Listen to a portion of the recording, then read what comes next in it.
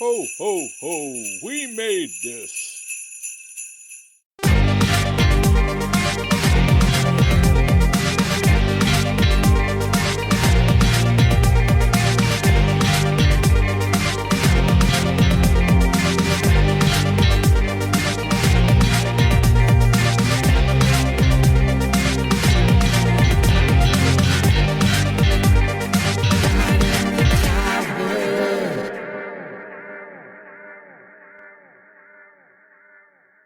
Hello, season's greetings, and welcome to Right in the Childhood. Na na na na na na na na na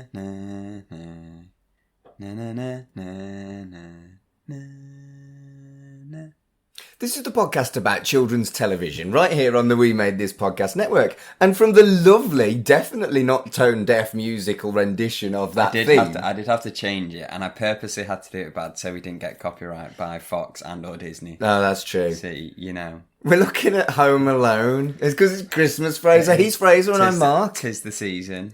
Tis the season. Yeah. It's come quick this year. I know. I don't feel like I've recovered from 2020 enough for it to be 2021 Christmas. And nearly 2022. Mad. That's crazy. Like, crazy. I can't imagine being at a school right now. You know when you have to write the date? You know, like the first few months. You always put the previous. It's weird. Yeah. I feel like this would be the whole year I'd be doing that. Like I'd still be writing. Like there's stuff I've had to sign for like contracts or whatever. And I've still put 2020. And it's, you know what I mean? Like it's... Do you know, when you work for yourself, stuff like that at school, you go, you get owned by people. Yeah. But if you do that when you're actually a business and you're trying to be professional, you look like such an absolute loser. Oh. Even though every motherfucker does it. Yeah, no, that is true. That is true. But anyway, we've tangented. We are doing Home Alone. Yeah. But we're also... We're mixing it up because it's Christmas. It's our Christmas special. What we're going to do is we're going to have a chat about Home Alone and Christmas first, like you would normally. Probably just the whole entire series as well. Yeah. Because, like, we'll go more on what we're watching, but we're going to focus mainly on the first one. But we're going to talk about it as a franchise and a series because it has slowly become a franchise and a series. Well, whilst true, we're also having a crazy third part in this Christmas special. Whoa. We are having a look. It was released last month. On Disney Plus Day. On Disney Plus Day. The brand new, hope it's not shit, but it's probably going to be, Home Sweet Home Alone film. It's the remake, innit? Well, this is the thing. When I saw the trailer, I was like... I've been a key follower of this movie because obviously I love Home Alone and I love Disney. And I was like, this cast is incredible. And then the trailer came out and I was like, oh. But I do love the Home Alone franchise, despite only liking less than half the movies. Like, I like the first two. 3 can get in the bin. 3 offends me. Like, 3's like the worst. We've actually talked about Home Alone 3 and 4. Home Alone 3, the one with the remote control car? Yes. And it's annoying because they haven't decided. A, he's not home alone. The mum's literally round the corner. So that can get in the bin. Right.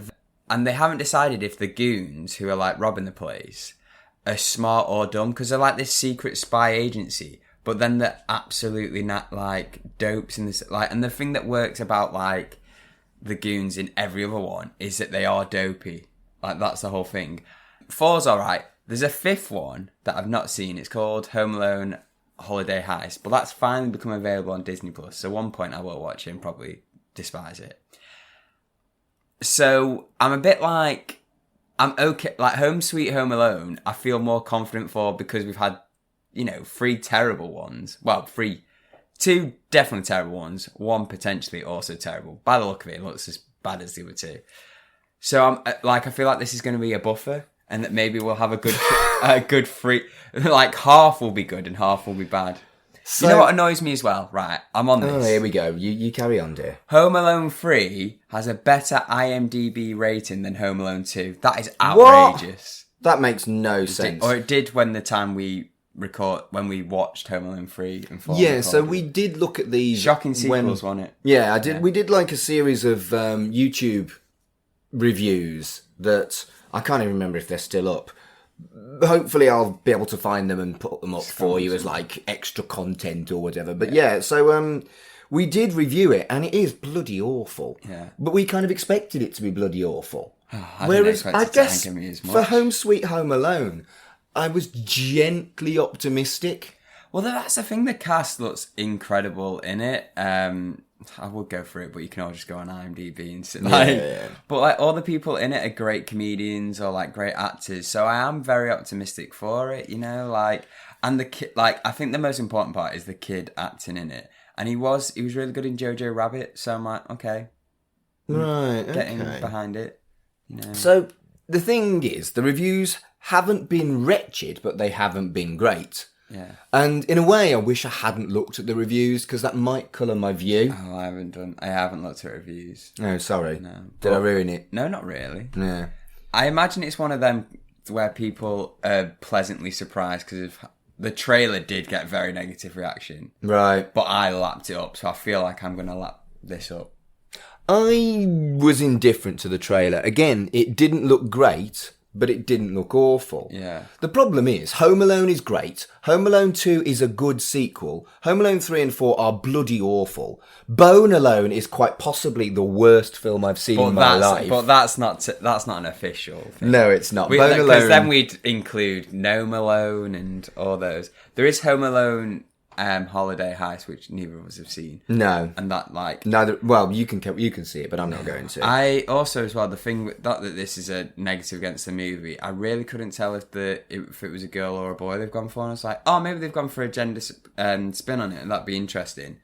But I don't know. And the worst part is that when you go in the description, they use they pronouns, so they just put they are Home Alone, and I'm like. Well, maybe it's a non-binary person. I mean, if it is, that would be, again, another step forward. But I also feel like maybe the person writing it didn't know us either. Like, didn't want to watch the film and just saw it and was like, don't want to get this wrong. So, yeah, Home Alone is definitely a franchise that the first one is brilliant and the rest is questionable. And it's one of them where, you know, we talk about the normal format of the show, and it's very rare that something like transverses both our childhoods. But I think that's the thing with Christmas is these Christmas movies or TV specials like we had with The Snowman last year. Yeah, we looked at The Snowman last year. Yeah, they transcend like generations and like everyone's sort of got like to become a Christmas classic, you have to be pretty decent or like wholesome in a way. Yeah, I think it's more wholesome than decent. Yeah. But the Snowman was really special when we looked at it last year because that meant a lot to me.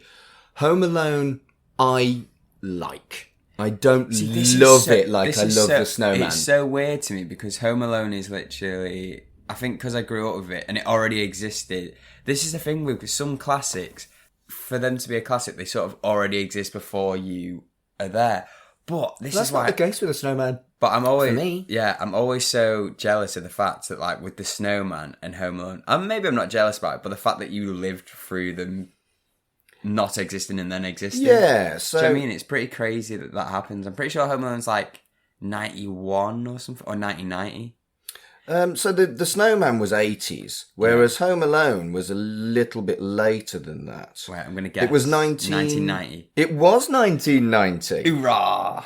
There's an incredible story about Home Alone. So you got to think, right? I was 12 when Home Alone came out. Wow, so I was right on the cusp of it being a bit dorky. Yeah. But it was so good that I would have probably watched it at 13 or 14 because I probably wouldn't have watched it. In fact, I know I didn't watch it at the cinema. So I would have probably got it on TV. So maybe 13, 14 or even 15 when I first saw it. And I remember really enjoying it. It was funny as fuck. It is just, at least in my memory, I've not seen it for a few years, it is just an hour and a half of slapstick.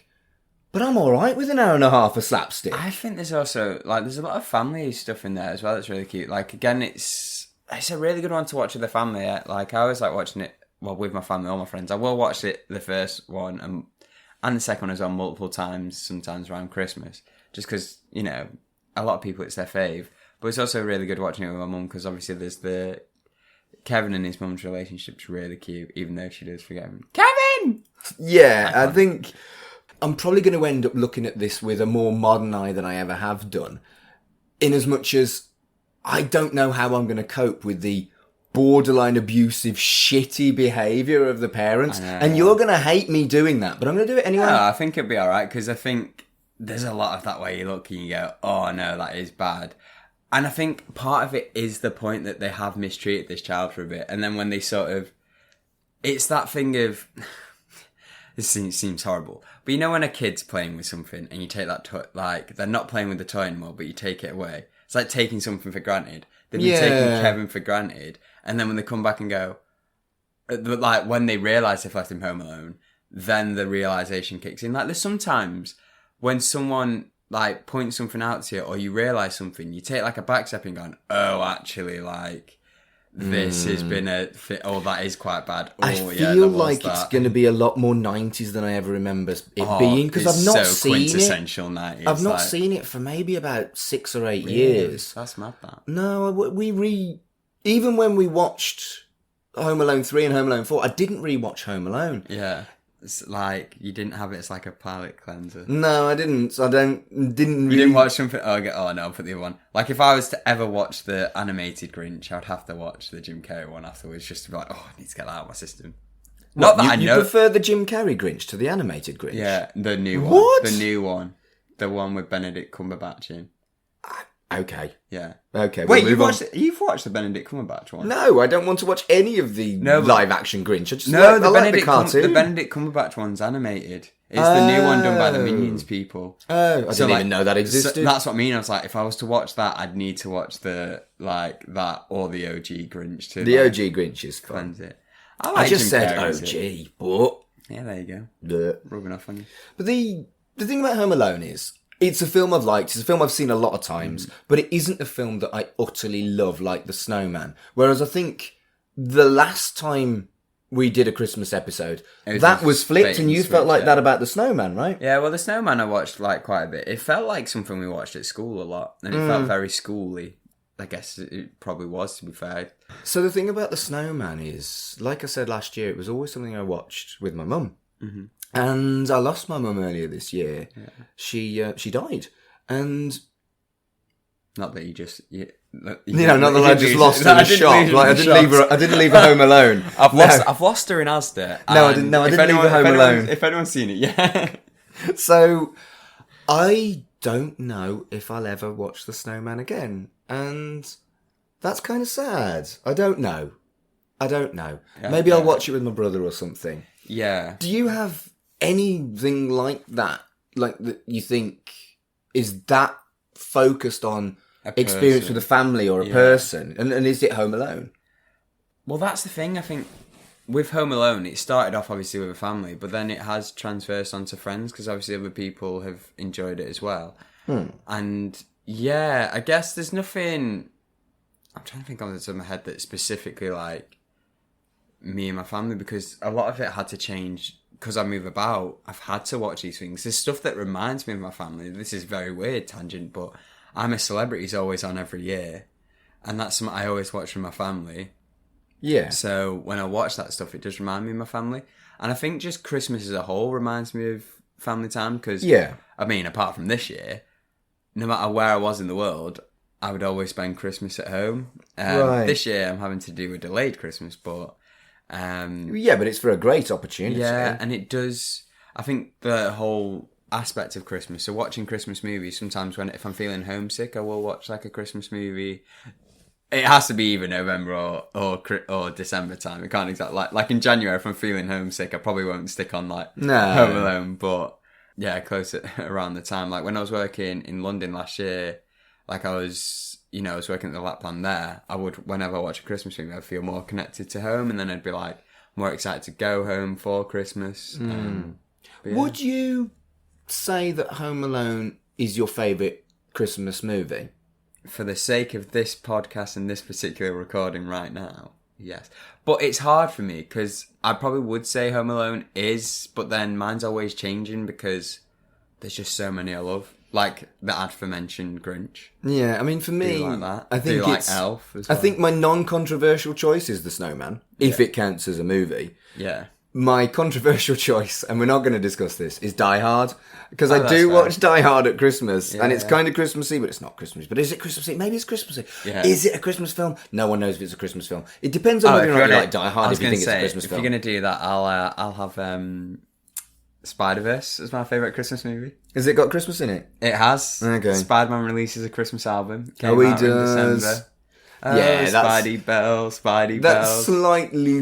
That's even more tenuous than Die Hard. It's actually got Christmas in it though. Poppycock. Yeah. Wow. But no, Home Alone's always a high contender. Like Elf as well is a good one, and Elf's yeah, the so Grinch. good. It is something really interesting, and highly recommend it for the listeners. Is to check out. Have you seen the films that made us? Yes. They did Christmas specials. The Elf one is incredible. The Home Alone one's also The very Home Alone good. one is very good. And I think, did we watch it together? Did I force you to watch it, or did I recommend it to you? Because No, but I'd already watched it by the time you recommended Because I it. feel like I recommended it to everyone. The Movies That Made Us is great. It's a really Yeah, great and the toys program. that made us as well. Yep. But the story of this movie is incredible. The fact that it exists. for those that don't know, it was at another movie studio, which we won't mention because they'll probably be bitter, and not entirely the fact that I can't remember. I think it was like Wanderers or something. Oh well, there we go. Yeah. They were doing the idea, got the story, and then they binned it like mid-production. But they already were prepared for this, and as soon as that conversation happened, they went into Fox and went, "Yeah, we're doing it with you guys now." And just that is incredible. It was in Chicago. They used a school gymnasium and stuff, and then the final scene where there's like a flood, they had to actually flood the. I was like, this is so cool, and like a swimming pool. I was like, and I showed that. I watched that with my mum as well, actually, and that was a very cool thing. And she was like, "Oh, we've got to watch Home Alone now." So that led into a thing, and it's That is the thing about the movies that made us. I always want to watch the it. film. Yeah, straight after, just like, oh wow, it's so cool, and yeah, the way this got made, and it's it's Chris Columbus, not Christopher Columbus. I mean, I'm sure he is called Christopher Columbus, but he's probably decided he's Chris Columbus because this was like, I want to say it was either his first or one of his first films. And you do get the John Hughes feel because he sort of produced it, but then also you can see where Chris Columbus's career was going to go after this. He did the first two Harry Potters. You can tell sort of like with the music. Some people have like merged the Home Alone music with the Harry Potter music. I'm like, that's also a very Christmassy thing, Harry Potter. It's a bit tainted now at the moment because we don't talk about. but we that won't talk turfy about that. bitch. But yeah, but like it's just the music's so perfect, and now you can hear it in Disney parks because it's owned by Disney. And Yeah. Brilliant. Yeah, that's actually a good point. They will probably be using it in Disney at Christmas, won't they? That's really nice, actually. We're not going to have a conversation about whether it's a good thing or bad thing that Disney owns basically half of the production of anything. Yeah, But that's kind of cute. it's pretty, and it's good for us. I mean, it's good for us. It means easy access. Disney Plus, great. And that's funny enough. That's why we're going to watch it. Like, Yeah. Because there's been other years where it's been on Netflix, but then there's also been other years where it was on Netflix all year round. But then when it comes to Christmas, they get rid of it. No way. That's Don't dog get me shit. don't get me started on that. There's so many whenever you search on Netflix now, like obviously to be fair, it was on my own thing. I was searching in November for Christmas movies, but that was to put on my watch list so I know what to do. Makes sense. The amount of them that I've definitely remembered watching on Netflix that aren't on there, like, come on, Bastards. mate. Although they do some good Christmas movies, Netflix. Some are a bit, but some. Klaus, I recommend. Very good one. But I'm looking forward to this. I haven't watched Home Alone for a while. I know it's a good film. I know I'm going to Yeah. laugh at the slapstick. I'm going to try and This is not one- be yeah. too down on it when we talk about it. It is weird because it's a rare thing where we know we're going to enjoy it no matter what. We both know we're I'm going to not enjoy it so no matter sure what. I'm going to enjoy But Home Sweet Home Alone. Home Alone is that. So we've got a bit of both, and it's cool because this is definitely a first for us because we're trying something new. Yeah. And it's hitting the childhood in a different way because everyone always Yeah. says a lot of the comments on the Home Sweet Home Alone trailer was like, "Oh, this has hit me right in the childhood." Either for a good Fascinating. reason or a bad Yeah, reason, yeah. or like they would comment and go, "This has destroyed my childhood." So we're going to be able to watch this and be like, "How's this destroyed?" Like, Yeah, I mean, in the past, you and I have deliberately watched films that we know are going to be wretched just to laugh at them. I don't think that Home Sweet Home Alone is going to be quite that. I think it Yeah. might be something in the middle, and I might be disappointed even more than if it was terrible, you know? yeah, it feels more like a reboot as well. I want to say It is a bit more rebooty, more isn't so it? than the other ones. Because the other ones, again, they could have been they're this weird thing where they put an extra number on it, but then it is sort of a reboot because it's a new kid. But yeah, just weird. So we're going to watch Home Alone first. Then we're going to come back and have a chat about it. I've got a prediction. I've got something for you to guess. You never let me finish winding shit up, do you? I know, but it's like, you're setting the Jack in the Box. I was like, wait, before we pop. Go on then. Do you think the kid in Home Sweet Home Alone or the family are going to be called the McAllisters? We don't actually know this. We haven't watched it. We haven't really looked at anything. I think they probably will. I think it's going to be a bit more that they actually... Yeah, I think so. What do you think? Well, I don't think they are, only because of something I've seen in the trailer. I do think there will be a McAllister in it. Oh, okay. But I don't think they're going to be the McAllisters. You mean like a cameo of the mum? Bear. Maybe not the mum. I know, how credible is it? Honest, right, can this be the last little tangent? Yes. Schitt's Creek is an incredible show. Yes, Make it sure is. to watch it on Netflix. But the first episode I watched, as soon as I saw Moira Rose, I was like, wait, hang on. Googled. I went, it's the mum from Home Alone. Genius casting. Amazing. Genius She's so good. She's so... Oh, no, it's going to be... This is the first time I've watched it after watching Schitt's Creek. I'm going to be seeing Moira You know Rose. damn well, the moment she comes on screen... Kevin, bear. I'm going to look at you and I'm going to go, bear. Imagine instead of going... Kevin, she just goes... David! Bear. Someone has got to have done that. I imagine on TikTok at least. She's about to shout Kevin and instead it just goes... David! If you haven't watched Schitt's Creek, none of that made sense. But you should watch Schitt's Creek. It's great. It's a good... First series is a little bit difficult to get into, but after series 2, it is some of the best fucking telly that I've seen in a long time. And who recommended that show to you? I think it was anyone other than you. Get in the bin, mate. Get in the festive bin that we've put with decorations on. We've got the baubles as well. It was you. Right, so we're going to watch Home Alone. We're going to talk about Home Alone. Then we're going to watch Home Sweet Home Alone. And we're going to talk about that. Double bill. That's what it is. It's a double bill. I hope that was loud enough to get on the podcast because that semi-hurt. You didn't do that. I got to do the big scream afterwards, didn't I? Yeah. That was rubbish. Right, we're going. In a bit. I was hurt. My cheeks are hurting. Good.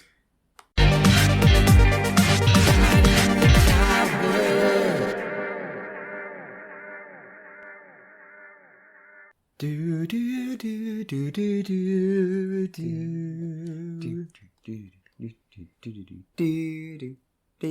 do. We just watched Home Alone, but I think everyone knew that we were going to do that. Really? Yeah. That's not how... Is that how obvious our format is? I mean, I hope it is anyway. Yeah. Well, or maybe not obvious, but clear. Yeah.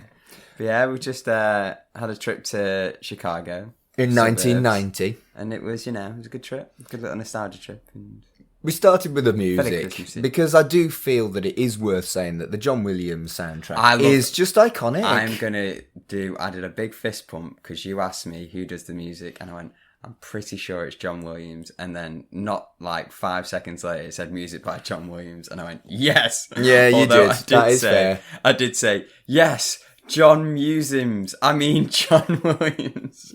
Is that a dyslexia thing that you mispronounce things? It was things? a bit. Okay. My brain just got very excited that it was right. And I do get excited by John Williams. Well, mainly is the music he produces. He's and I think he's very good. Cinematic he's very good, kind of legend, isn't he? An icon, if you will. Yeah. But it does fit as well with the whole Chris Columbus thing as well, because like I was talking before, comparing like the style of this movie and compared to like the style of the first 2 Harry Potter movies. So John Williams also did the Harry Potter music, right? And Star Wars, and like it all just perfectly fits. And there's also some other cool there was a lot of holiday classics in here, some church hymns, but also like a song by Chuck Berry who did the Back to the Future song. So I was like, oh, nice. I can see why I like this movie so much. It all hits. Yeah, and Macaulay Culkin is as good an actor as I remember him being. He's incredible. It's phenomenal. I don't know if the correct phrase is Macaulay Culkin is a great actor or Macaulay Culkin was a great actor. I imagine he's still got the acting chops now. I've just not seen. He it. was all right in Party Monster, but that was a few years ago. Oh, was it? You know what? He is, honestly, as a person, such an icon, and as an actor. Like the fact, have you heard that he made his own band that just does covers of popular songs, but about pizza? Of course he did. Like, that's brilliant. Good. And now he started doing a podcast as well. It's like, have you listened what a to guy. Like, no, but I've heard it's good, though. And the thing is, as well, like, why not live your life? You made all this money all these years ago, like Richie Rich, the first 2 Home Alones. Wouldn't need to do anything else, would you? Especially because, like, the residuals every holiday season. I wonder whether he does need to do any work. Just chill. Yeah. He hung out with Michael Jackson. I hope he hasn't got, like, a Britney thing going on where his parents have all his money. I can't imagine, no. He was also in the Michael Jackson, like, Black or White videos. He was? Yeah. But you asked me while we were watching it, is he the same age as me? And we looked it up. He is 2 years younger than me. Because I couldn't remember. I remember you saying something like, you guys were... I think I confused him with someone else. I probably confused him for John Cena or someone like that. John Cena's 2 years older than me. There was someone I was surprised... Because obviously I think of them forever as a child. Like, I think it might have been a child actor in something else where you're like, oh no, we're the same age. So I was like, oh, that is like... Because it is weird sometimes. You know, when you see these actors and they would just like... Obviously, like your Daniel Radcliffe's and that, they did grow up because you still see him on screen. Well, yeah, you've seen him with his willy out in certain things, Daniel Radcliffe. Oh, wow. Yeah, Daniel Radcliffe's willy. But like, I quite enjoyed that. With Macaulay Culkin, I've never seen Macaulay Culkin's I've willy. always seen him as a kid actor. So like the fact that someone's like, I'm the same age as them, I'm like, yeah, but you're not a child. Yeah. Well, yeah, he's like the same age as my brother. He was born in 1980. That might have been it. That might have been what you said. Yeah, he's the same age as my brother. So when this came out, he would have been 9, but obviously they filmed it before. Yeah. This is what was interesting as well, because we were talking about 1990, and you were like, oh, I'm going to look for 90s stuff. But I'm going to ask you this, because I'm sure you noted down a load of 90s stuff. I did. Was there 80s stuff as well in here? Did It felt really 90s to me rather than 80s. And the stuff that I spotted were micro machines, a Walkman, a tape deck Walkman, Playboy magazine, VHS tapes, out of order phones. No one has phones out of order anymore. Yeah. And payphones being a big deal. Yeah, it is incredible because it does feel quintessentially 90s, but this is basically almost an 80s movie because it was made in the 80s but then came out in the 90s. Now, I think this is something that people, when you say 80s, you're describing quite early on in the 80s. And when you say 90s, you're describing quite early on in the 90s. So this feels 90s because it was filmed in 1989 and came out in 1990. It does feel a lot like... And it is hard to cover, like, you're doing, like, it feels like you're not doing that much because you're doing a decade. But that's 10 years. Like, the amount cinema and, like, TV changes just sometimes in a few months, let alone, like, a few years. It does make a difference. Like, if you picture something, like, that came out in 1990 to something that came out in 1999, it's going to be... Yeah, I think the most dated thing about it was the kind of phone lines going down and the usage of payphones. But that works for the story as well, doesn't it? As well, like... And that's the thing, this story would have to be adapted, which is why I'm interested in this Home Sweet Home Alone. Yeah. Because call the kid on his mobile. An 8-year-old will have a mobile in the modern world. Yeah. How is this... So phone the kid, instruct him to go to the police, get an Uber. It's just the easiest thing. There's not a Home Alone app. Well, yeah. Although there might be. There was a cute little reference, an advert that I want to say Google did with Macaulay Culkin, where he did the Home Alone house, but with OK Google. Set trap. That's quite fun. Yeah. Did you see that thing he did a while ago? I can't remember what it was called. It was a series of shorts where someone got in the back of a cab and had a conversation with the cab driver. Yeah. And he got in the back of the cab as a 36 37-year-old Kevin McAllister and had a conversation about what happened to him in Home Alone. Yeah, I think that might have been a Funny or Die thing, wasn't it? Yeah, because he was explaining his, like how he got pretty messed up from it. Yeah, and the stuff like trauma. He basically became like a Jigsaw type character. It was really, really good. And it's something that if I can find it, I'll stick on the socials. Yeah. I'm sticking loads of shit on the socials at the moment. That's great. That's an effort for me, because Getting all you don't social. do the Twitter. I don't even go on Twitter. You honestly. don't. So if you want to cuss me out, I tag you on Twitter quite regularly and you never retweet me, prick. if it makes you feel any better, I don't see that and I don't retweet anymore. Rude. Still Go on rude. Twitter. So if you want to cuss me out, feel free on Twitter. You can directly at me and say you're a piece of garbage. If you don't reply, you suck. Yeah. Yeah, literally. Just do that. I might do that as Yeah, well. just do that. That's Yeah, the way to, if you get angry listening to me. Just I always get angry listening to you. Gorgeous fucking house. I've been to that house, Have this you? is my little, I went to Go that on. house and I gushed, and so my friend was from Chicago and I was like, oh yeah, I've always wanted to see the Home Alone house. And she went, yeah, I actually live around the corner from went, get out of No town. way. So first night I was like, can we go to it? And it was this like, I could feel like a lot of people get this when they're with me, but like this almost embarrassment that I was like, she was like, oh, do you want to, she was like, oh, I'll take your photo from the car. And I was like, do you not want to come in? And she's like, oh, God, no. And so Sure. I was like, can I get out of the car? And she went, So yeah, do people fine. actually live in the house? It's their home. They've actually, you can tell the Home Alone one is coming because on the side they have a little extension and everything. Are they okay with random I can't think nerdy so. Brits I've coming and got- saying, get out photos on your house, I can't think please? so. Well, to be fair, I wasn't as bad as I may seem. I was terrible because I did cry when I saw it. I was like, oh my God, it's the Home Alone house. You're a ridiculous And I was human. like, took a photo and I even did the whole like hands on my thing photo. Of course you did. But that was my actual reaction at first. I was like, and then I did the, oh wait, I'm doing it.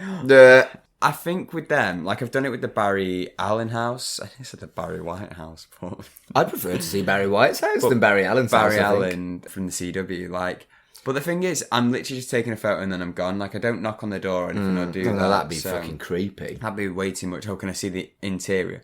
Because I'd know that the interior would be nothing like the movie because it was a separate set. Yeah. It's just one of them, like, every now and then they probably just get a person who randomly just takes a selfie in front of the house. I don't think it's anything that really intrigues on the day. It's not like You wonder whether if it a makes it celebrity lived more there. or less valuable that it was the Home Alone house. That's what I mean, like, because you're having to... would it be less because you're having to live with the burden of people always coming, or would it be more because it's valuable? You should send me the photo of you outside the house and I'll put it on the socials. It's on my Instagram. Fucking week of socials this is. Yeah, I was going to say as well, I'm interested to find out if the same family live there now, or whether they've, like, as soon as they got the Home Alone money, they went somewhere else. I will say the other houses around that place, incredible.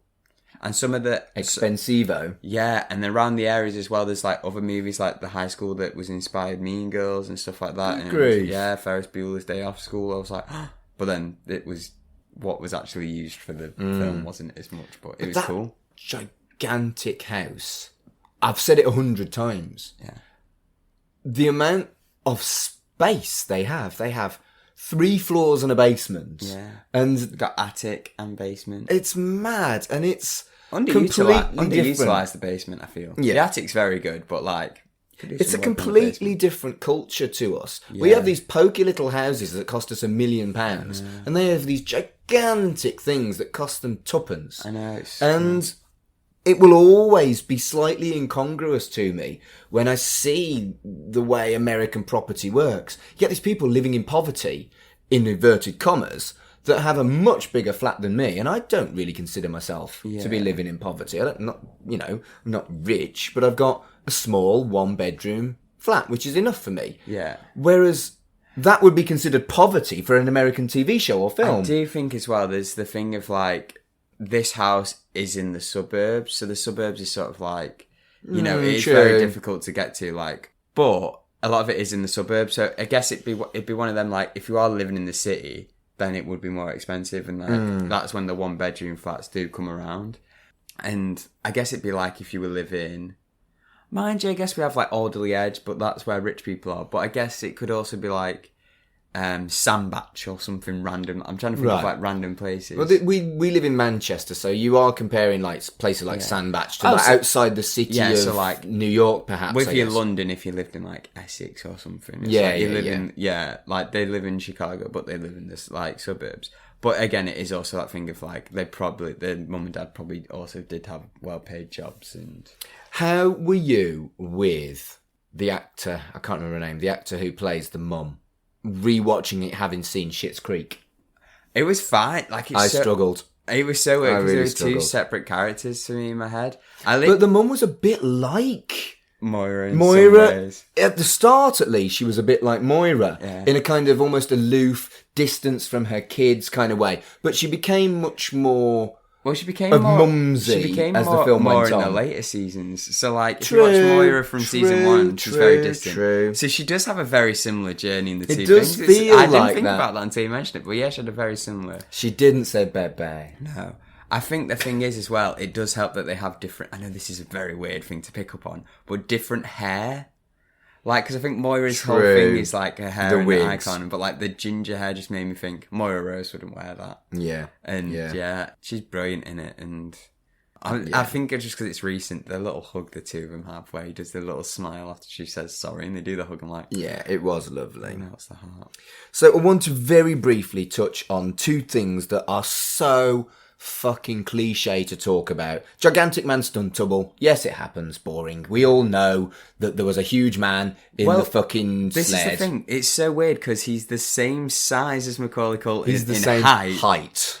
But like he's a bit bulky and thin. Well, he's built like a tank. And But also, it's already been done. It's already been done, Fraser. The also thing is, when people say this, what are they expecting? A child stuntman? Like, they don't exist. I mean, I guess I could, if I was smaller, I could pass for it. We acknowledge that it is a thing that happens, but it's been talked about so many times. Say it, yeah. The other one is the many, many injuries. On my count, at least 5 concussions, countless broken bones, life-changing back injury that would mean you'd never walk again, and serious burns that would... And we know someone's already done the list on YouTube. Yeah, it's all been done so many times. I will also point out that deathmatch wrestlers go through way more than this in 10 minutes. I'm not so sure that's... So maybe these two are just solid. Maybe you should rethink... Deathmatch wrestlers are a different breed entirely, but maybe like you say, but like you say, there is videos on YouTube that's done much better than us. There's articles that have been written by doctors. You know, they've been consulted by websites. If you just Google number of concussions in Home Alone, you'll get loads of stuff that covers that. There's like a kill count. There's no point us talking about it. No, and also like all this entailed the adrenaline. They could probably still carry on and do a thing. Like, I've broken my arm and I'd still had adrenaline to carry. Like, I wasn't like, oh, I'm out now. Once it kicked in, though, you weren't good. You had to sit down. You went white. So there's a brief adrenaline. Someone sat me down, and that's what made me go, all right, I'm ready to sleep. When I had a broken jaw, I slept. It was only the morning after. So there is some truth in what you're saying. That's what I mean. Like, the adrenaline would have kept him, and then that final whack would have been like, nah, we're good. See, I don't think we need to talk about this. We've been talked 100 times. Yeah. The other one that I thought was a thing that isn't was questionable physics. I was actively looking for questionable physics, and all I could find was there is no way, even on very slippy ice, that you would slide as far as he did on his knees. That's the only questionable physics moment. When he's escaping. When he's escaping the police officer. Yeah. But yeah, I wonder whether it's the sequels and the shitty cash-ins like Bone Alone where I've seen questionable physics and I've got myself confused. I think it'll be when they've got CGI, because this they pretty much did all. You have to remember this was I put quote unquote low budget movie compared to like what other movies would become. Yeah, because they did like most of it was spent on the soundtrack, wasn't it? If they got John fucking Williams and everything they did, they sort of because they were constantly always asking for more money from like. I want to say Warner Brothers, whoever it was, who lost him. And then that's why they lost him, and then Fox did offer them more money. And it's one of them... Yeah, they did do it on the cheap. I'm going out on a limb and saying it because I remember the documentary. Comparatively cheap. Yeah. It's not like if we were to make a movie, that would be cheap. That would be zero budget. That would like be this zero podcast. budget. Like I'll do all the stunts. And all the sound. We do it in podcast form. So here's our vision film. Here's my hammer. bang. Oh, wow. But like they had the stuntman do all the real stuff, and you see on the like we've referenced the movies that made us, but you should really check out. You It's should really cool watch that. not. If you like this film, but they you should. show the stuntman doing it and like how big they jump and stuff, and half of the time they're not even on wires or anything. So it does. I think that adds to it as well, and sort of hones into the origins of slapstick as well, because a lot of the slapstick artists did their own. Yeah, and I think obviously stuntmen know how to land better than a regular human, and that's where these articles are coming from. Yeah. Tell you what about the slapstick, it started much earlier than I thought. The chair in the Specky kid's face that squishes him, that was proper slapstick and very funny, and I wasn't ready for it. That kid is Macaulay Culkin's brother. Oh, is it? Kieran Culkin. Good grief. He's going to have a good career as well, to be Is fair. he? Yeah. He was on Saturday Night Live in November. Oh, okay. Don't know what promoting. I imagine Probably Home Sweet Home the Alone. thing he was promoting was probably more big than his SNL thing. Yeah. But big fat SNL fan. So we did say that we'd have a look at the questionable parenting, and other than being really fucking dumb, I didn't see any actual abuse in this film, really. No. The one thing that I would question is there are no consequences for the kid who clearly antagonised the other kid but essentially stole from him. The pizza was ordered for him, and he deliberately ate it and told him that he'd done that. Yeah. And the parents knew that, but there were no consequences for him. It's That like- was questionable. It's like middle child syndrome, isn't it? Really? That was Or something definitely like- questionable. And they relied on a teenager, to do the head count rather than doing it themselves. That was questionable. I think it's a stressful situation because they were running late as well, so they were trying Yes. to use all their materials. I will always defend them for forgetting a kid because I once forgot something I loved too. Was it a kid? When I came back, I'll say this out of context. I left Tom Holland. I'm sorry? I know. No, so on my trip from out of ABBA, I was leaving university, I had a cardboard cut out of Tom Holland.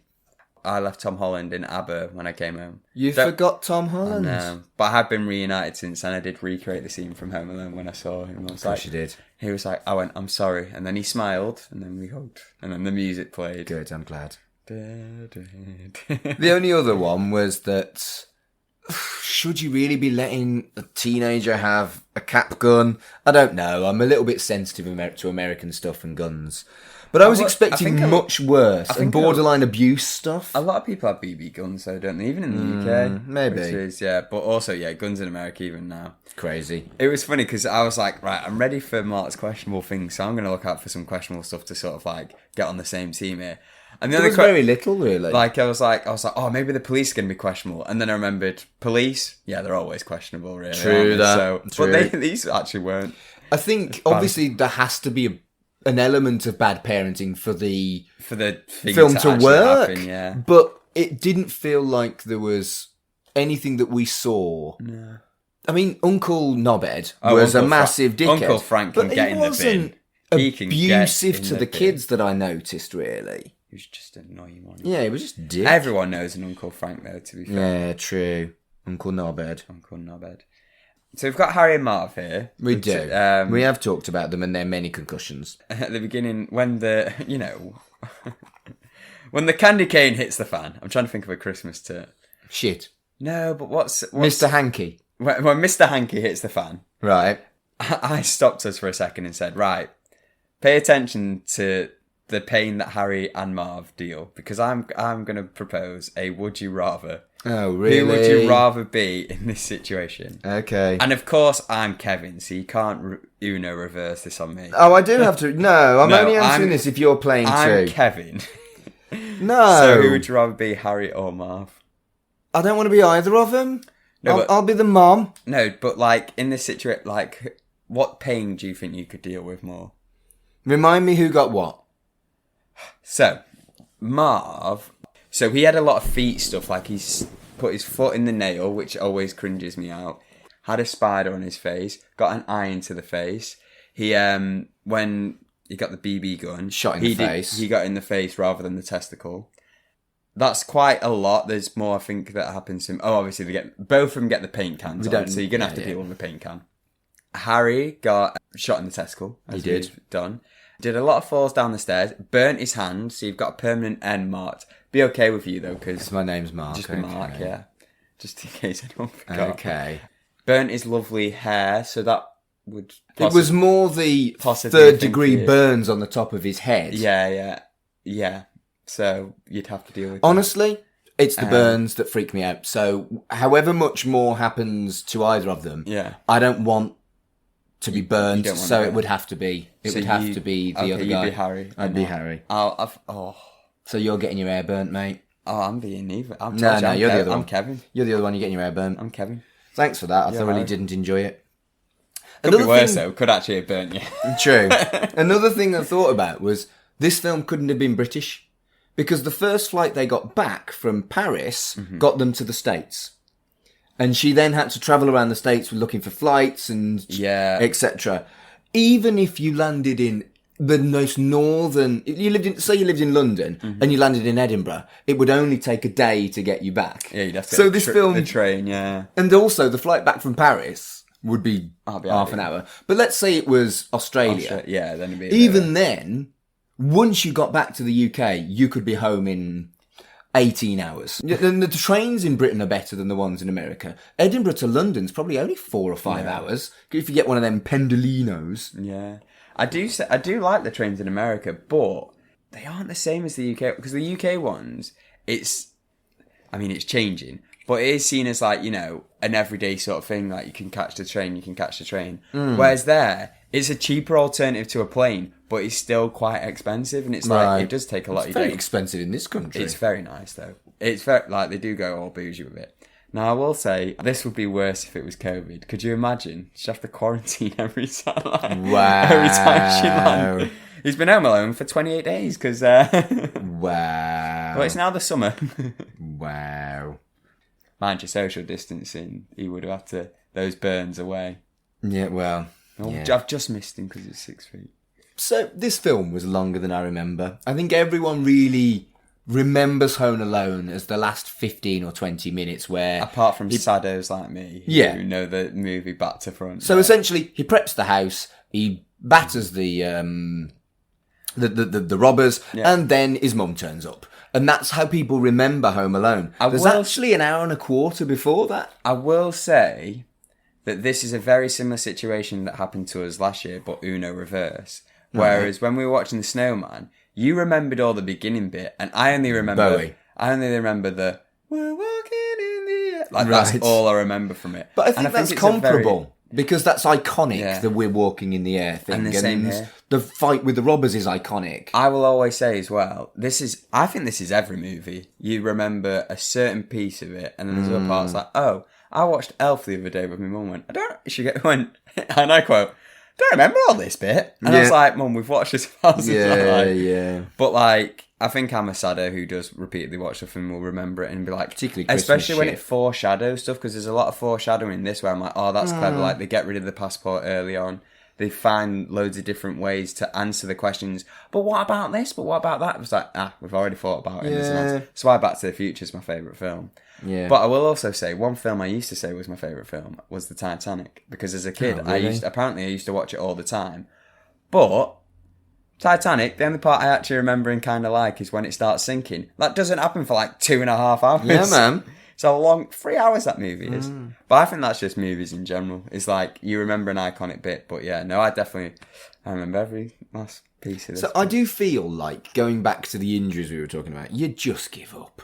You just go to the next house. There's loads of rich people to nick from. It's arrogance though, isn't it? Picking over because we can't let a kid. Maybe. I think you're stubborn enough to let this. I think you would keep going. No.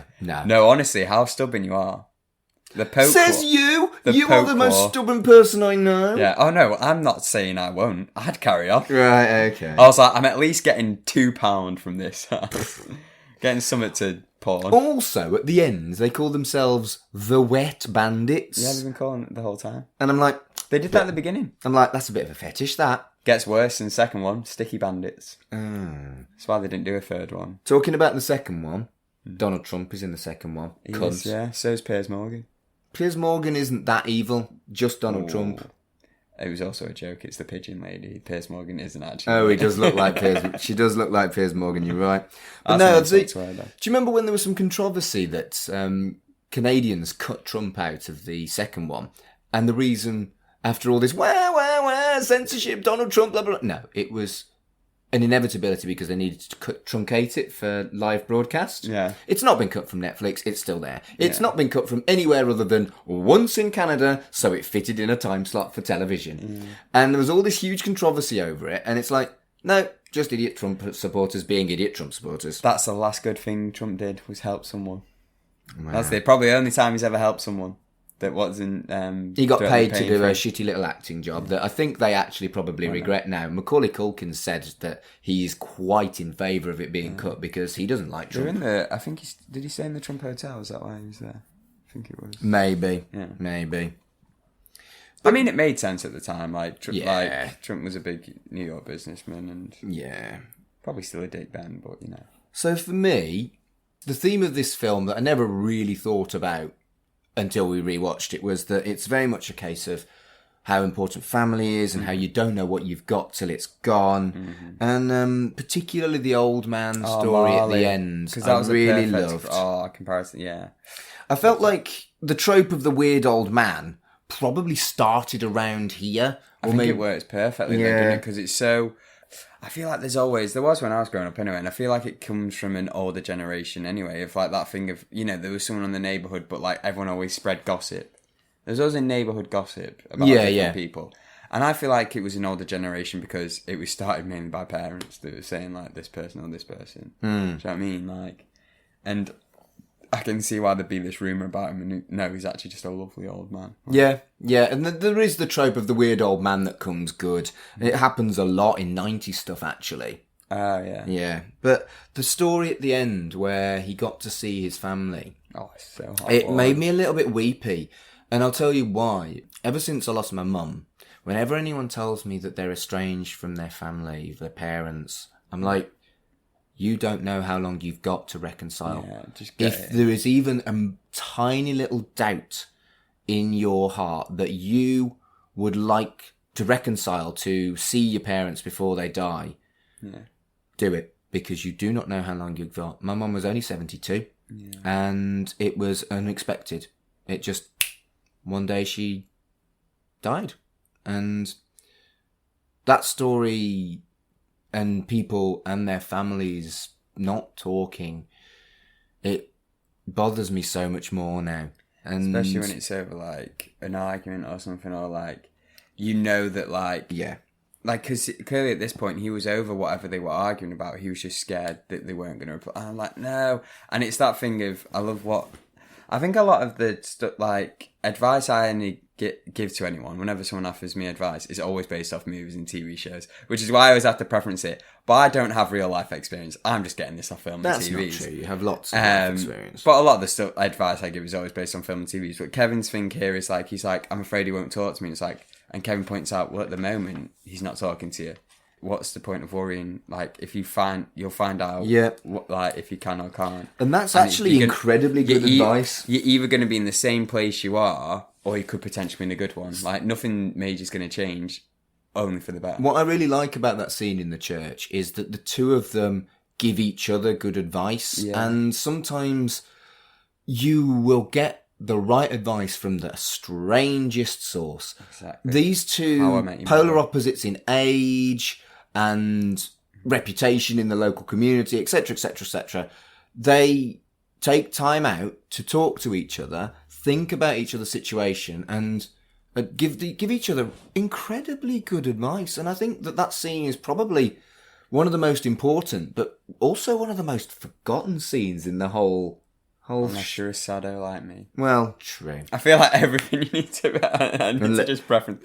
Unless you're a sado like me. Well, quite. And if you are a sado like me, hurrah. Mm-hmm. I hope no one takes offence to being grouped with me as in sados. I'm with you. I'm a sado too. Cool. So I really enjoyed that Fraser. I'm glad we watched it. Yeah. And I always find that if I watch something I love a little bit more critically... Mm-hmm. Makes you love it more in a way. Sometimes if it's good, it does, yeah. And yeah, particularly stuff like the subplot with the old man, particularly stuff with the stories about you don't know what you've got till it's gone. The little foreshadowing bits as well. Like, they have thought of every situation. Yeah. It's a great little film, and it is right that this should be considered a classic and watched a lot at Christmas, I think. It's also given me a life lesson that I'm going to instill in the future now. Go on. And it's that I never have a messy house or a messy room, just one that is ready for a Home Alone situation. Is that right? So whenever someone says, oh, your car's a bit messy, just like, no, just ready for a Home Alone situation. And I thought of it when he stood on the decorations. I was like, he's just left them out after decorating. Okay. And I was like, that's going to be my thing from now on. Right. I'm glad you got that in. Why is this everywhere?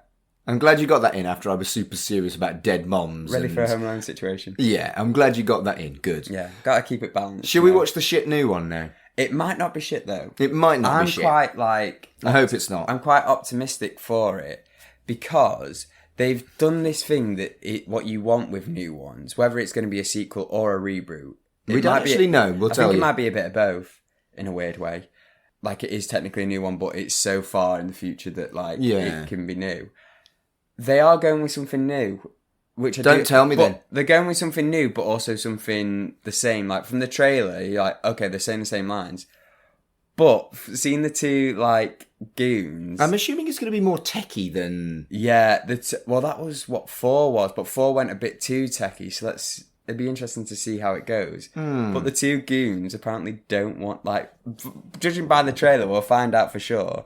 It looks like they don't want to rob the place. Okay. Which should be funny shenanigans. And it's, same but different. That's sort of what I like from sequel reboots. So basically, we are going to be massively spoilering this. As this is a new one, I feel like we should tell you that we are spoiling it. All of our previous stuff is like old telly show, whereas this is a brand new film. Get on Netflix and watch it before the third segment. Don't get on Netflix. Get on Disney Plus.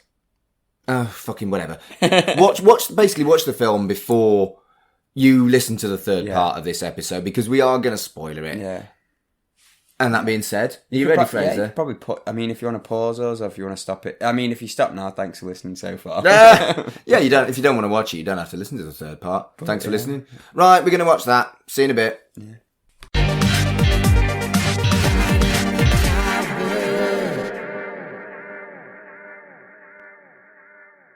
So we just watched Home Sweet Home Alone, and it was... Sweet. I was going to go with fascinating, actually.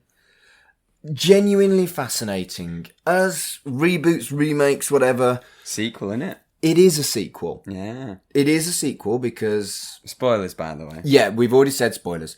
Because... But just double whammy in case you know. Buzz McAllister's in it as a cop. He is, yeah. So it is set in the same world. There's McAllister's security and stuff. And Kevin rings Buzz, does a prank call every year saying that there's a kid home alone. And it is brilliant. Honestly, some of the humour in this and some of the reference humour's great. They even reference Scarface with the kid, which is hilarious. He's got all these sweets instead of cocaine, obviously, because, cocaine wouldn't fit on But Disney there were Plus. definitely in-jokes and references aplenty. I was actually expecting Kevin, but I think putting Buzz in is so much cooler, actually. And it was a good, sort of way of continuing the universe, because you sort of know what's going on. Like, okay, Kevin's gone into security, which is funny. Buzz has become a cop, which sort of, makes sense. The weirdest thing about this movie is the part I liked the least was the part that's so iconic to a Home Alone movie, and that was the actual, defending the home. Everything else around it, I loved it. Yeah, I think that's true. I think for the first 30 minutes or so, it was doing really, really well. A normal-sized house, diversity in the cast. There was one black cameo in the first one, which was just a couple of lines with someone working in the airport, whereas there was plenty of diversity in this. Female antagonist as well. I was well surprised by Keenan, because I knew most of the cast, but then when I saw Keenan Thompson, I was like, hey, Keenan, that's well cool. And yeah, like you said, you sort of get it's cool because you get multiple protagonists, and weirdly enough, the robbers are the protagonists as well. Yeah. And in this, they do the perfect thing of no one's the bad guy in it, but then I think that is the downfall when we get to the part, but we'll get to that later. It was just, Rob Delaney and Ellie Kemper.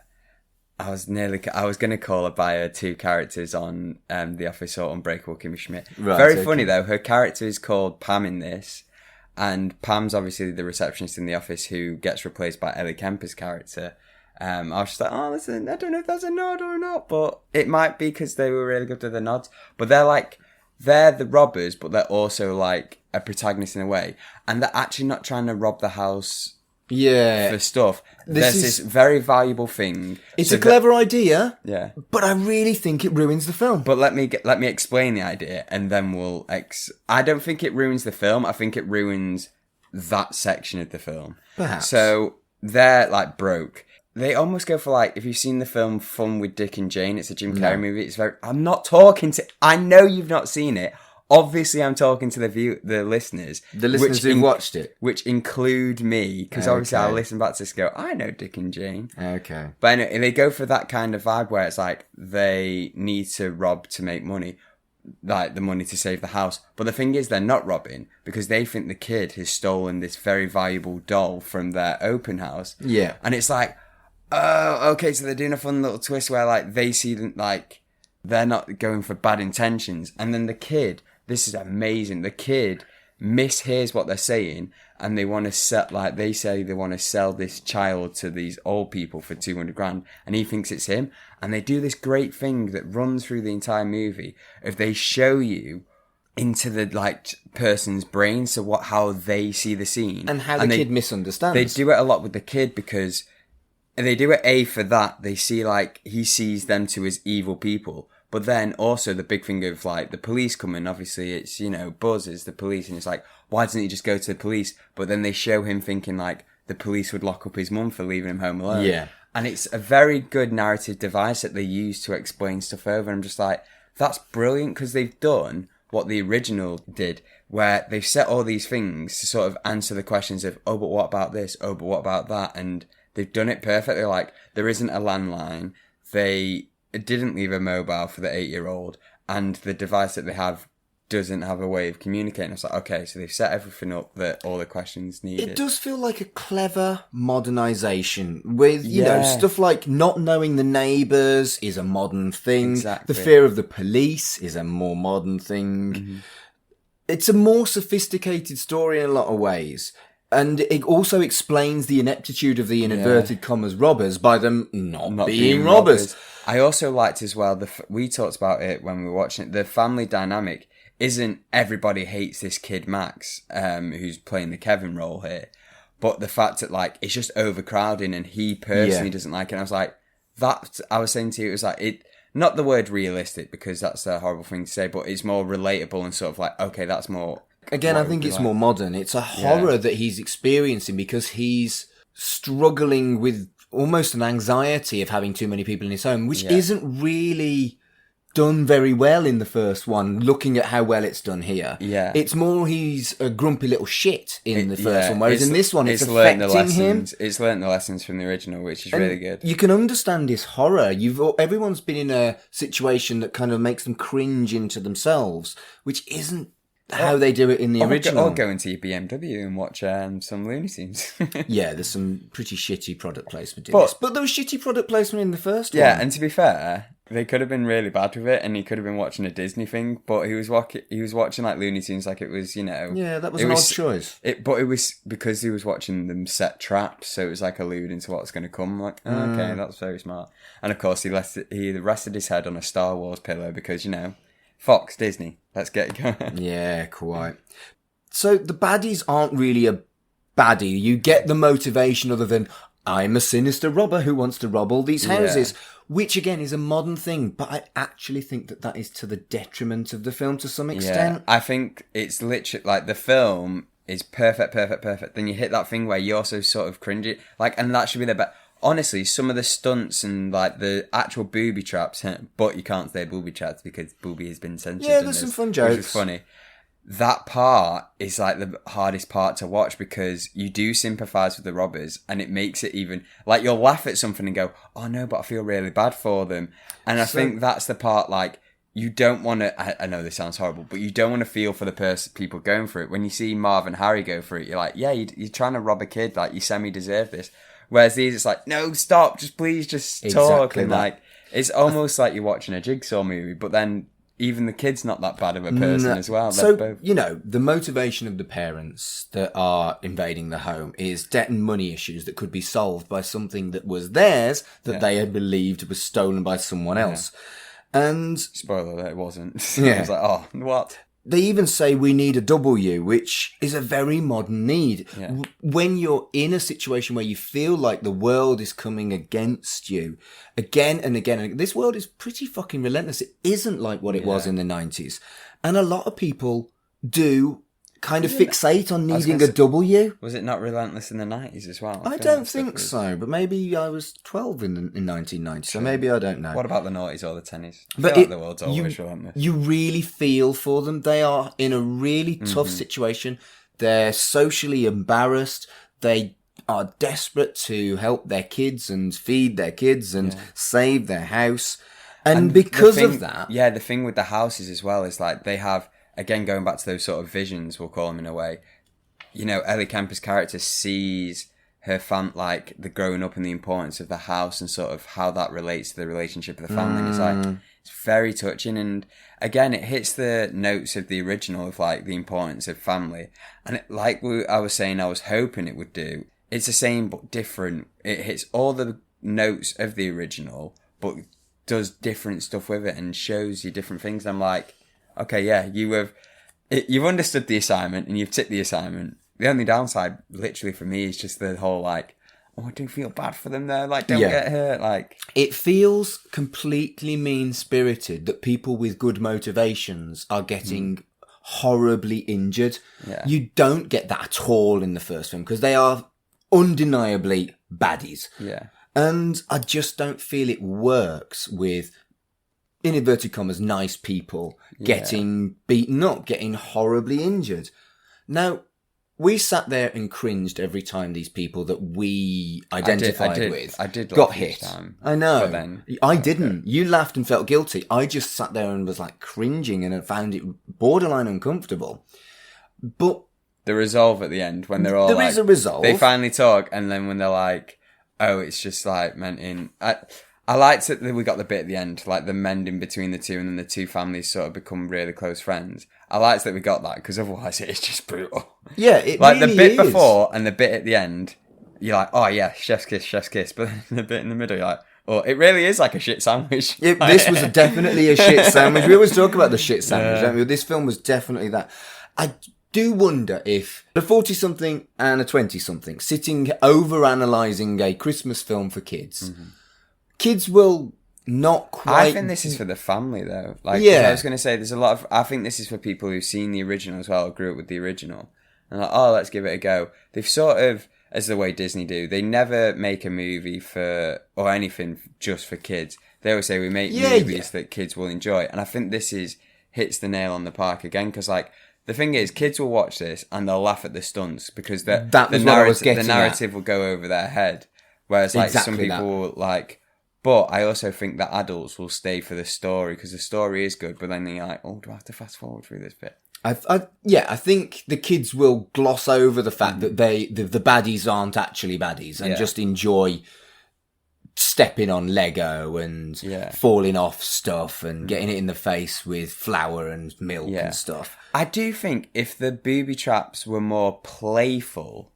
then it wouldn't be as bad. Like, if it was like a water balloon or whatever, or like... Yeah. It's the fact that it was like a snooker ball to the head that was like, oh, that's a bit much. You know, I'm sure it's already been done, but that's a concussion. And I'm sure there's already people who've done the same as they did for the first film, counting the concussions and the injuries and stuff. That never gets old.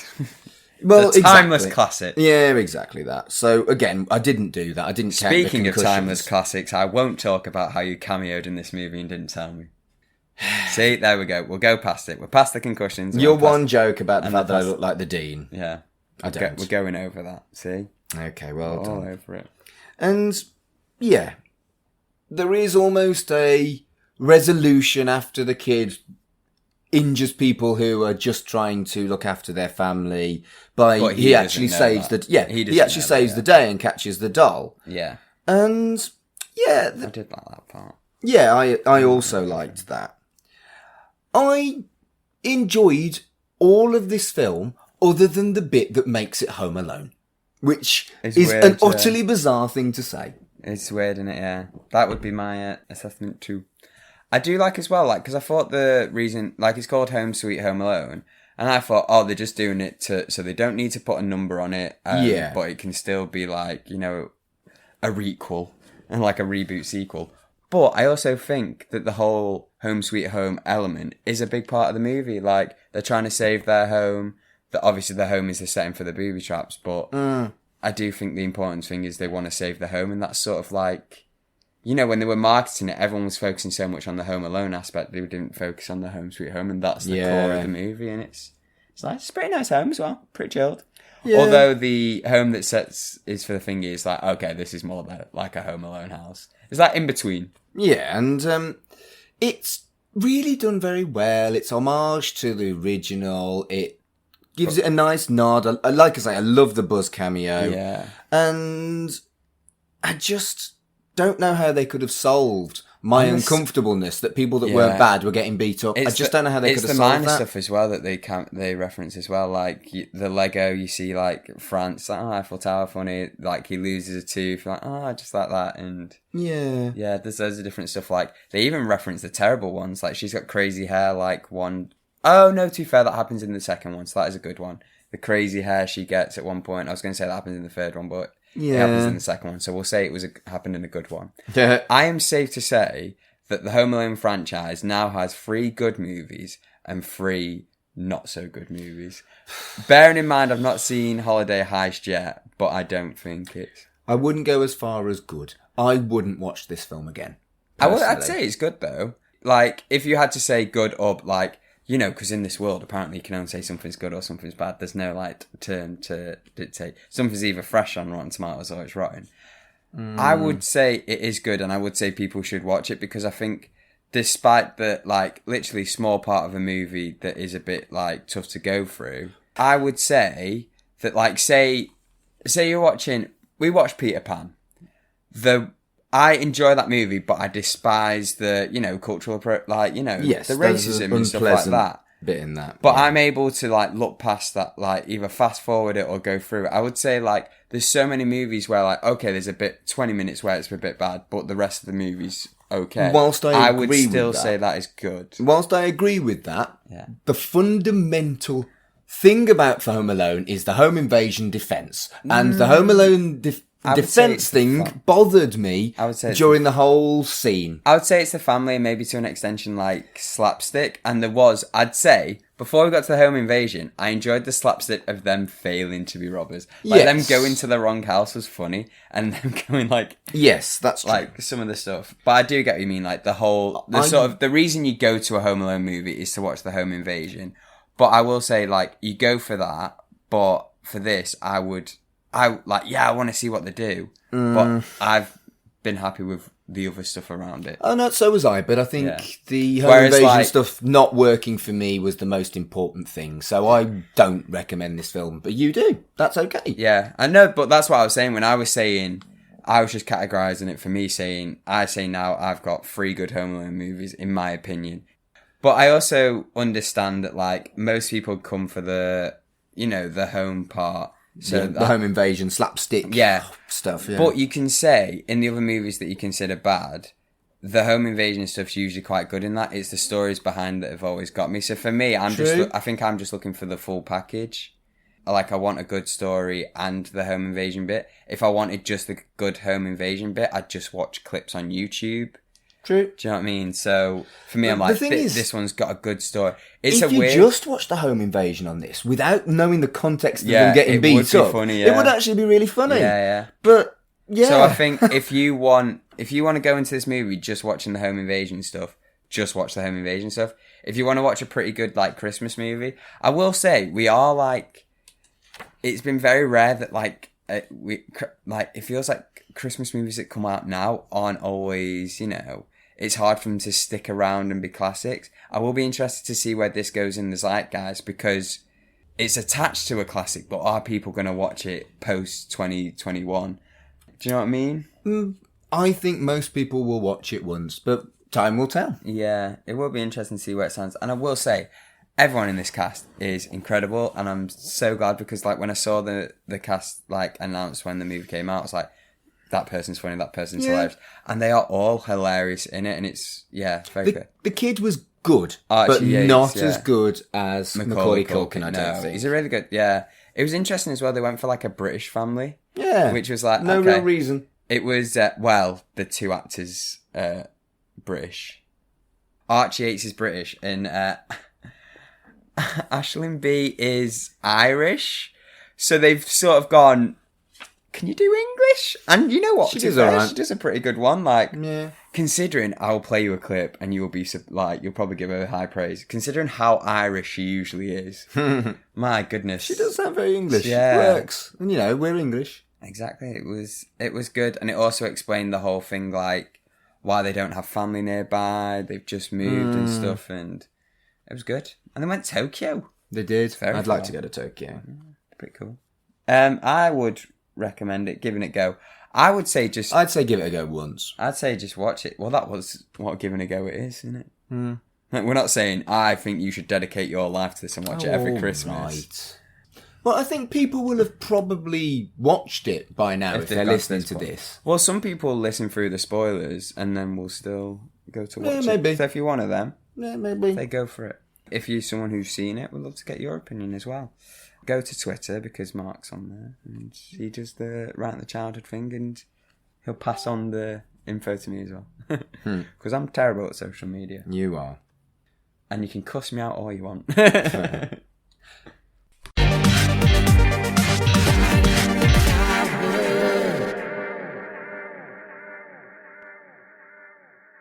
So I guess that all there's left to say, Fraser, on behalf of the Right in the Childhood team, is season's greetings and all the best for a prosperous and happy new year. Yeah.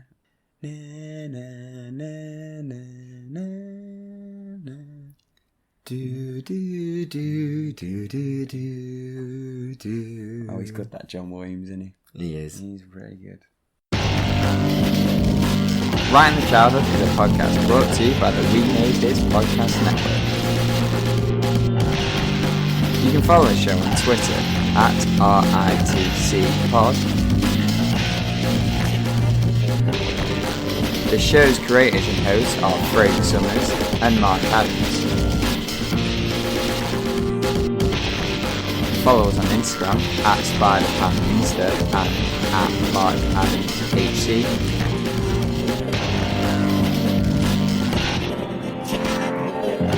The show's logo was created by Carl Bryant, and the theme tune was composed by Colin Jackson Brown.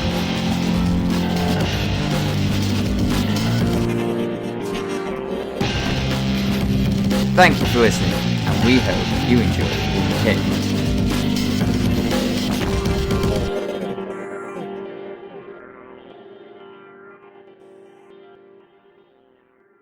Hello everyone, this is Tony, Network Chief of We Made This. As you know, our podcast network brings together a brilliant assortment of talent who talk about all kinds of pop culture content, such as the episode you just listened to. We're not going anywhere, but we'd love to keep the lights on for even longer if you're able to support our network on Patreon. For just £2 a month, you get your name in lights and the satisfaction of knowing you're helping us produce more great audio. And for £3 a month, you'll get your name in lights, but you'll also get access to an exclusive bi-monthly podcast from the We Made This talent pool on podcasting, pop culture, and, well, you tell us. We'll take your suggestions. For less than the price of a coffee per month, you can help keep We Made This going. Just head to patreon.com/We Made This. That's patreon.com/We Made This. And get the ball rolling. Elsewhere on We Made This. Rarely Going, an animated Star Trek podcast. I wonder if we're far enough into this to really figure this out yet. But it feels like with animation you almost have a little bit more of a license to reflect and look back than maybe they feel they can do. Although, Picard is obviously very nostalgic. But but stylistically, it's very different, though. Like yeah. it's not your father's Picard, even though it is the same actor. The TARDIS crew. Donald Sumpter is amazing. I love the fact that he just pops up. He just pops up. Probably Rassilon. Probably. Well, they do confirm later on he is. I think they do. Yeah, don't they? he says on Rassilon the Redeemer. Of course he does. Bloody hell! And he has the gauntlet as well, which gives the hint at that. Yeah. I'm nodding profusely. Yeah, we're going proper classic Doctor Who as well, a lot of it as well. Yes.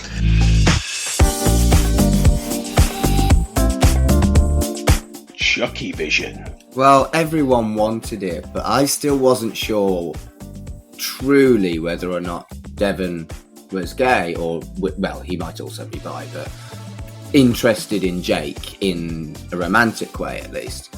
And, oh, my heart. It was physical, Dev. I was like, oh, and then I cried. Did I mention I cried? I'm not even remotely embarrassed about the fact that I cried twice. It was very special. You didn't cry, did you? Check out all of these shows and more on the We Made This podcast network.